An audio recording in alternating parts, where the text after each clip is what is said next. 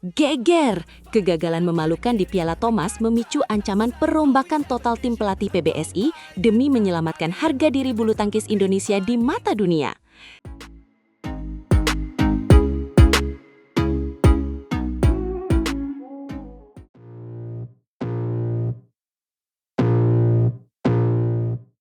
Selamat datang kembali di saluran kesayangan kita kawan-kawan pecinta bulu tangkis. Hari ini kita akan membahas sesuatu yang sangat panas dan benar-benar mengguncang jagat olahraga tanah air. Kamu sudah dengar kabar terbaru dari Platnas Cipayung belum? Wah, sepertinya suasana di sana lagi mendidih ya setelah hasil di Piala Thomas dan Uber kemarin. Kegagalan tim putra menembus fase gugur itu benar-benar sejarah kelam yang tidak pernah kita bayangkan sebelumnya kan? Tepat sekali. Bayangkan, untuk pertama kalinya dalam sejarah, tim Thomas kita tidak lolos fase grup. Ini bukan sekedar kekalahan biasa. Ini adalah alarm keras bagi Persatuan Bulu Tangkis Seluruh Indonesia atau PBSI. Dan kabarnya, evaluasi besar-besaran sudah dimulai. Dan yang bikin heboh adalah pernyataan dari sang legenda kita Taufik Hidayat, yang sekarang menjabat sebagai Wakil Ketua Umum 1 PBSI. Dia secara terbuka menyebut kalau perubahan pelatih itu sangat mungkin terjadi, tidak ada yang aman. Betul, Taufik bilang sangat mungkin, kenapa tidak? Dia menegaskan kalau di olahraga prestasi, hasil instan itu wajib. Kalau tidak perform, ya buat apa dipertahankan?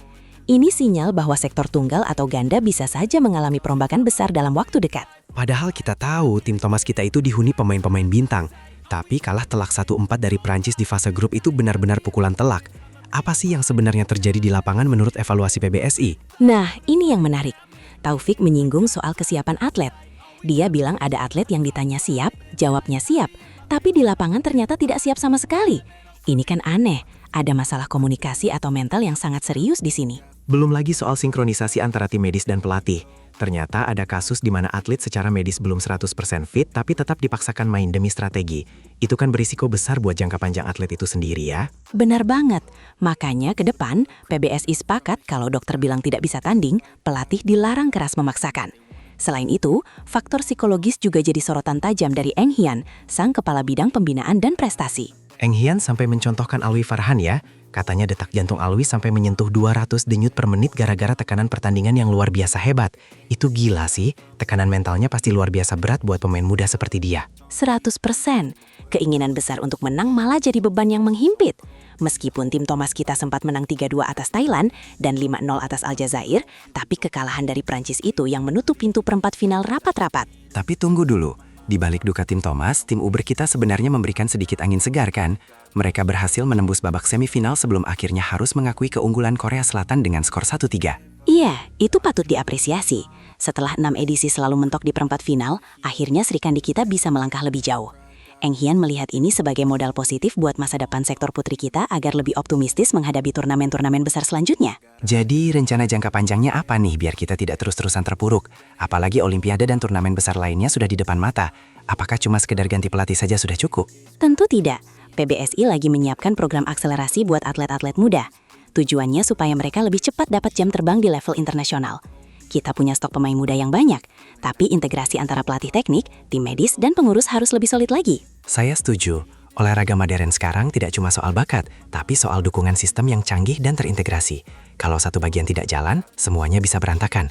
Kita tidak mau melihat tim Thomas kita hancur lagi seperti kemarin. Betul, perombakan pelatih ini mungkin terdengar kejam, tapi ini demi kebaikan bersama. Kita butuh penyegaran, kita butuh strategi baru yang lebih adaptif dengan perkembangan bulu tangkis dunia saat ini yang semakin kompetitif dan merata kekuatannya. Semoga saja evaluasi ini benar-benar membawa perubahan nyata, bukan cuma sekedar formalitas. Kita semua rindu melihat bendera merah putih berkibar paling tinggi di podium juara, terutama di ajang bergu bergengsi seperti Piala Thomas. Nah, kawan-kawan semua, menurut kalian apakah perombakan pelatih ini langkah yang tepat? Atau ada masalah lain yang lebih mendasar di tubuh PBSI yang harus dibenahi lebih dulu? Tulis pendapat kalian di kolom komentar ya. Jangan lupa berikan dukungan kalian untuk para atlet kita. Kritik itu perlu, tapi dukungan mental buat mereka jauh lebih penting supaya bisa segera bangkit dari keterpurukan ini. Indonesia pasti bisa. Terima kasih sudah menonton video ini sampai habis. Jangan lupa klik tombol suka, bagikan video ini ke teman-teman pecinta bulu tangkis lainnya, dan pastikan sudah berlangganan supaya tidak ketinggalan update berita olahraga paling hangat dari kami. Sampai jumpa di video berikutnya dengan kabar-kabar yang lebih seru dan semoga saja lebih membahagiakan untuk kita semua. Maju terus bulu tangkis Indonesia, kita akan kembali lebih kuat dari sebelumnya. Benar sekali. Semangat juang pantang menyerah harus terus kita jaga. Mari kita kawal terus proses evaluasi besar-besaran di PBSI ini, supaya kejayaan bulu tangkis kita kembali ke genggaman. Sampai jumpa lagi kawan-kawan semua. Salam olahraga. Salam olahraga, tetap semangat dan selalu dukung atlet Indonesia dimanapun mereka bertanding. Kita akan bertemu lagi di pembahasan menarik selanjutnya. Dadah semuanya, sampai jumpa di lain kesempatan yang lebih ceria. Dadah, ingat, perubahan itu perlu demi kemajuan. Mari kita sambut era baru bulu tangkis Indonesia dengan penuh optimisme dan kerja keras demi prestasi yang lebih gemilang di masa depan. 1000% dukung Indonesia. 100% setuju. Ayo Indonesia, bangkit dan buktikan pada dunia kalau kita masih penguasa bulu tangkis yang sesungguhnya. Sampai jumpa lagi kawan-kawan, kita akhiri diskusi seru hari ini dengan semangat yang membara. Mantap, sampai jumpa. Teruslah bermimpi dan berjuang untuk Indonesia tercinta kita semua. Kita adalah bangsa pemenang. Terima kasih dan sampai jumpa di lain waktu yang lebih berkesan. Sampai jumpa, Indonesia juara. Kita pasti bisa melewati masa-masa sulit ini dan kembali berjaya di panggung dunia. Terima kasih atas perhatiannya kawan-kawan semua.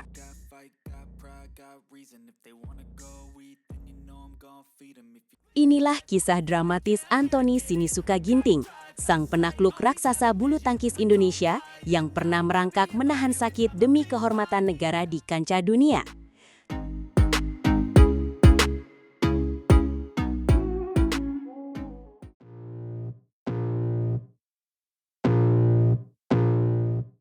Halo semuanya, selamat datang kembali di saluran kita. Hari ini kita akan membahas sosok yang benar-benar menjadi ikon perjuangan di dunia bulu tangkis. Siapa lagi kalau bukan Anthony Sinisuka Ginting. Pemain ini memiliki tempat spesial di hati para penggemar olahraga tepok bulu di seluruh pelosok negeri. Ginting itu bukan cuma soal prestasi, tapi soal semangat luar biasa yang dia tunjukkan di setiap pertandingan. Dia lahir di Cimahi pada tanggal 20 Oktober 1996. Dan sejak masa kanak-kanak, takdirnya seolah sudah tertulis jelas di atas lapangan bulu tangkis. Perjalanannya dimulai secara profesional saat dia resmi bergabung dengan Pemusatan Latihan Nasional atau Pelatnas pada tahun 2014. Dari pemuda Cimahi penuh ambisi, dia bertransformasi menjadi salah satu pemain tunggal putra terbaik yang pernah dimiliki Indonesia di kancah internasional. Salah satu momen yang tidak mungkin kita lupakan adalah perjuangannya di Asian Games 2018 saat melawan Shi Yuki. Itu adalah momen yang sangat menguras air mata dan emosi bagi seluruh rakyat Indonesia yang menyaksikan langsung perjuangannya yang luar biasa hebat. Ginting mengalami kram otot yang sangat parah di game ketiga yang menentukan. Dia bahkan sampai harus merangkak di pinggir lapangan karena kakinya sudah tidak bisa digerakkan. Tapi dia tetap berusaha untuk terus bermain demi membela lambang Garuda yang tersemat kuat di dadanya. Meskipun akhirnya harus menyerah karena kondisi fisik, semangat juangnya menginspirasi jutaan orang di seluruh dunia. Ginting juga dikenal sebagai sang penakluk raksasa karena seringkali mengalahkan pemain-pemain peringkat jauh di atasnya dalam berbagai turnamen besar dunia. Betul sekali, rivalitas yang disebut Momogi antara Anthony Sinisuka Ginting melawan Kento Momota dari Jepang sangatlah ikonik. Setiap kali mereka bertemu, pertandingannya pasti berlangsung sangat ketat, penuh dengan teknik tingkat tinggi dan selalu berhasil membuat penonton berdecak kagum. Pertemuan mereka menyajikan permainan net shot sangat tipis and jump smash mematikan yang menjadi ciri khas utama Ginting. Dengan tinggi badan 171 cm dan berat 66 kg, Ginting memiliki kelincahan luar biasa untuk mengejar bola. Kita juga tidak boleh melewatkan keberhasilannya membawa tim Indonesia menjuarai Thomas Cup pada tahun 2021.